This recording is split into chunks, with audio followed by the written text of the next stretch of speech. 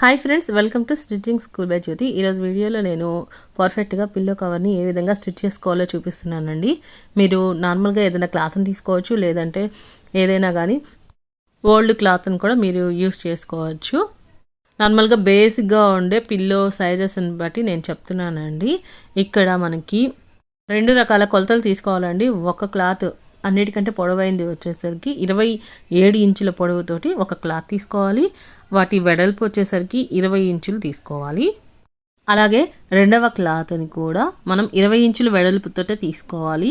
కాకపోతే పొడవు వచ్చేసరికి 3 ఇంచులు తగ్గించి తీసుకోవాలన్నమాట. అంటే 25 ఇంచుల పొడవు తీసుకోవాలి. ఇప్పుడు వాటి రెండింటిని కూడా ఒకదాని మీద ఒకటి పెట్టుకొని ఈ విధంగా రివర్స్లో పెట్టుకోవాలి.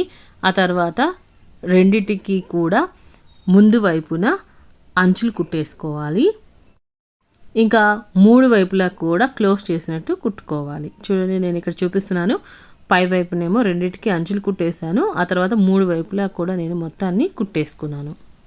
ఇప్పుడు పొడవు ఎక్కువగా ఉన్న పార్ట్ని ఈ విధంగా వీడియోలో చూపిస్తున్న విధంగా ఒకదాని మీదకి ఒకటి వచ్చే విధంగా పెట్టుకోవాలండి. ఇప్పుడు ఇక్కడ మనం జాయింట్ అనేది చేసుకోవాలి.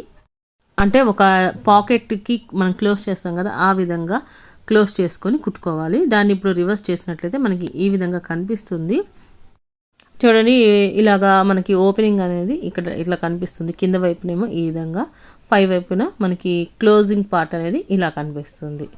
సో మీ దగ్గర ఎక్కువ క్లాత్ కనుక లేకపోయినట్టయితే ఈ మెజర్మెంట్స్ కంటే కొంచెం అంటే 2 ఇంచులు తగ్గించి వేసుకున్నట్లయితే మీకు యాజ్ ఈజ్గా పిల్లో ఎంత సైజ్ అయితే ఉందో అంతే సైజ్ అనేది వచ్చేస్తుందండి. లేదంటే మీ దగ్గర ఉన్న పిల్లోని పెట్టుకొని అంతే క్లాత్ని మీరు కట్ చేసి కూడా స్టిచ్ చేసుకోవచ్చు. నేను ఇక్కడ చూపిస్తున్న మనకు పిల్లో కవర్ని మనం వేసుకున్న తర్వాత ఈ విధంగా మనకి అంచు వైపున ఇలాగా ఫ్రిల్ లాగా వస్తుంది, అంటే ఒక పట్టీ లాగా వస్తుంది.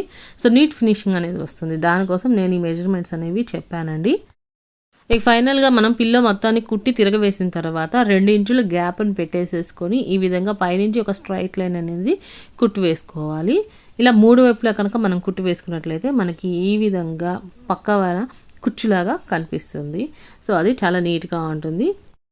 ఇది కనుక మీకు యూజ్